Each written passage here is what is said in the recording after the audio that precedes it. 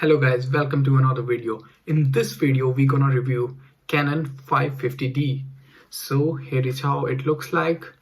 Right now I'm having the 18 to 135 kit lens on this. So this is not the 1855mm lens, but the videos and the photos that I have taken for the sample in this video is from the 1855 IS kit lens, which is not the STM, that is the latest lens. So that is the older kit lens, and this one is also not a STM lens, so it's the older lens. So the autofocus is not that snappy as the STM lens, and also it makes a lot of noise when you are autofocusing, and there is no autofocus manual focus override on this. So if you want to manual focus, you will have to switch this button to manual focus, and only then you can rotate the focusing, otherwise it can damage the lens. So guys, we will try to figure out and help you decide whether this camera is still good enough in 2021 or you should go for the latest and the greatest.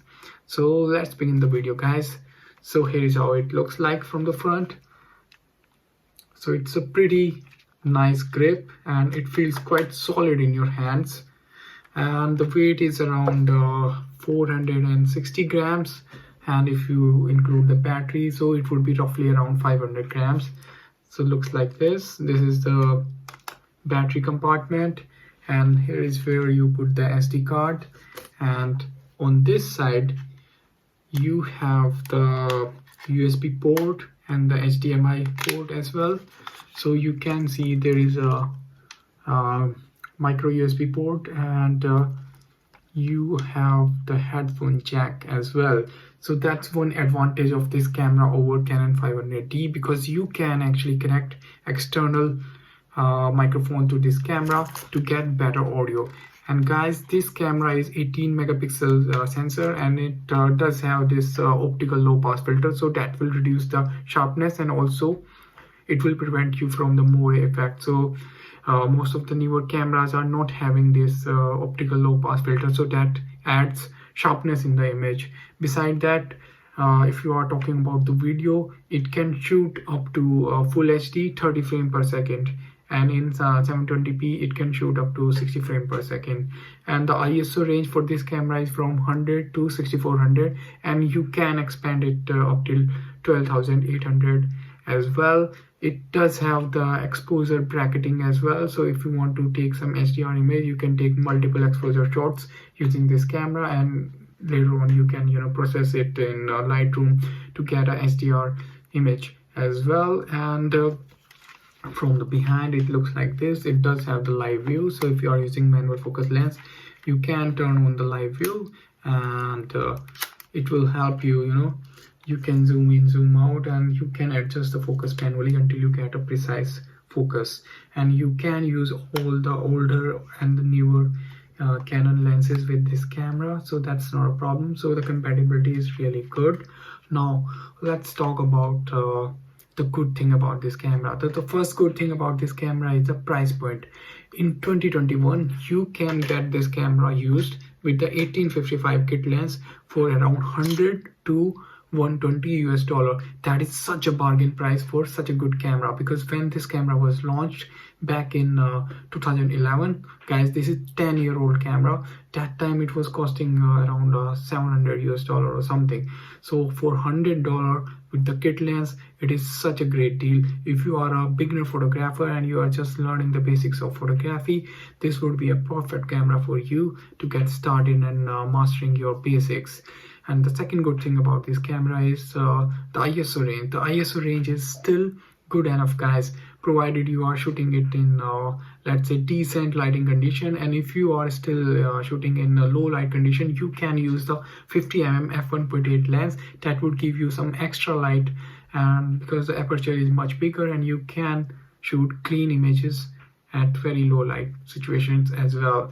And the third good thing about this camera I liked was that it does have the mic input, so you can connect microphone to this camera and you can mount it in top of the camera, or you can hook it up to your collar if you are having a lavalier mic, and then it will help you get really better audio for your video, guys. And audio is really very important, guys, if you are starting on YouTube, because the video aspect, of course, like people look at the video, but if the audio is not audible and clear, then that will ruin the entire experience, guys. And the fourth thing that I liked about this camera was the build quality. It is pretty solid, like even if you bump it here and there, it's not gonna break, and the grip feels really solid. The fifth good thing about this camera that I liked was the ease of use. It is very easy to use. Like if you are putting the ISO on auto, then the only thing that you need to take care of is adjusting the aperture or the shutter speed. If you are using the AV mode, you just have to basically, you know, take care of the aperture, and the camera is gonna take care of rest of the things. And believe me, guys, it's pretty accurate with the exposure. And the autofocus point, if you are talking about that, it has a 9 autofocus point, and that is pretty good enough. If you are good at focus and recomposing, then you can actually do the job. And talking about the frames per second for this camera, it does have 4 frames per second, so I know the ideal camera for sports photography. Now talking about the bad things about this camera, guys. So the first bad thing about this camera is the autofocus, guys. It is not that great because this is not having the dual pixel autofocus that most of the Canon cameras, the newer ones, have. And that dual pixel autofocus is really amazing, and it's like second to none. But this relies mostly on the contrast detection autofocus. So if you are shooting in live view or if you are making video, then it is very frustrating. The lens keeps on hunting back and forth until it finds the focus, and sometimes it doesn't even find the focus. It struggles like crazy, and it makes a lot of noise as well. So if you are having a mic on top of the camera, or if you are recording the audio directly onto the camera, it will capture a lot of noise, guys. But if you are just, you know, doing the photography and you are using the viewfinder to you know, compose the image and select the focus, then the autofocus is not a problem. It's pretty fast, like any of the other DSLR camera. And the second bad thing about this camera was still the video aspect. You get only 30 frames per second, guys. You don't get 60 frames per second. If it would have been 60 frames per second, it would be better. You get a sharper looking footage for full HD, which would be more ideal for YouTube, guys.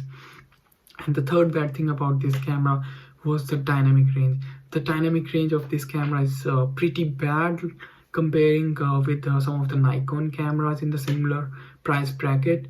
For example, if you compare it with the Nikon D3300, 3400, 3500, or D5200 or 5300, those cameras have much higher dynamic range. So if you are doing a landscape photography where you have like a blue sky with a lot of clouds and there is a lot of contrast in the scene, then this would not be an ideal choice for that. But if you are doing portraits and like indoor photography, this is still good enough, guys.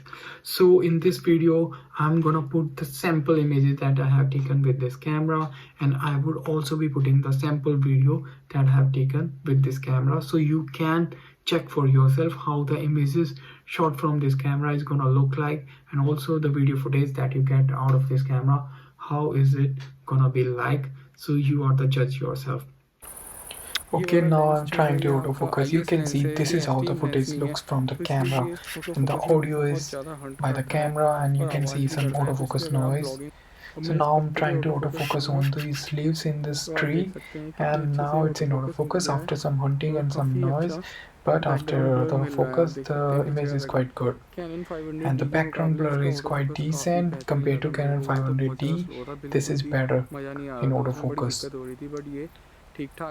Okay guys, now the final question, whether you should get this camera in 2021.